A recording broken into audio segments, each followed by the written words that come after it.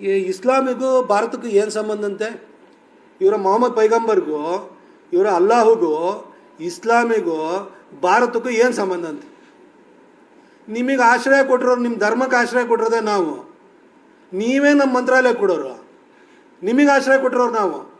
ನಿಮ್ಮ ಧರ್ಮಕ್ಕೂ ಭಾರತಕ್ಕೂ ಏನು ಸಂಬಂಧ ಇಲ್ಲ. ನೀವು ಮರುಭೂಮಿನಲ್ಲಿ ಹುಟ್ಟಿರೋವಂಥವ್ರು. ನಿಮ್ಮ ಧರ್ಮ ಹುಟ್ಟಿರೋದೇ ಮರುಭೂಮಿನಲ್ಲಿ.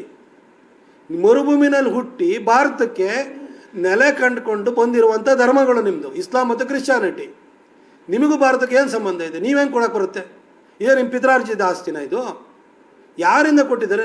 ಯಾರಾದರೂ ನಿಮ್ಮ ಅವರ ವಂಶಸ್ಥರಿಂದ, ಯಾರ್ದು ಅರೇಬಿಯಾದಲ್ಲಿ, ಸೌದಿ ಅರೇಬಿಯಾದಲ್ಲಿ ಹುಟ್ಟಿದವರ ವಂಶಸ್ಥರಿಂದ ಏನಾದ್ರು ನಿಮಗಿಲ್ಲಿ ಭೂಮಿ ಬಂದಿದೆಯಾ? ಇದು ಹೋರಾಟದಲ್ಲಿ ಎಲ್ಲ ಇಸ್ಲಾಮಿಕ್ ರೂಲರ್ಸ್ ಬಂದರು, ಬಾಬರಿಂದ ಶುರುವಾಗಿ ಗಜ್ನಿ ಗೋರಿಗಳು ಬಂದರು, ಒಂದಷ್ಟು ಜನ ಭೂಮಿನ ಕಬಳಿಸಿದ್ರು. ಅದಾದ ನಂತರ ನಮ್ಮವರು ಹೋರಾಟವನ್ನು ಮಾಡಿದ್ದಾರೆ, ವಾಪಸ್ಸು ಪಡ್ಕೊಂಡಿದ್ದಾರೆ.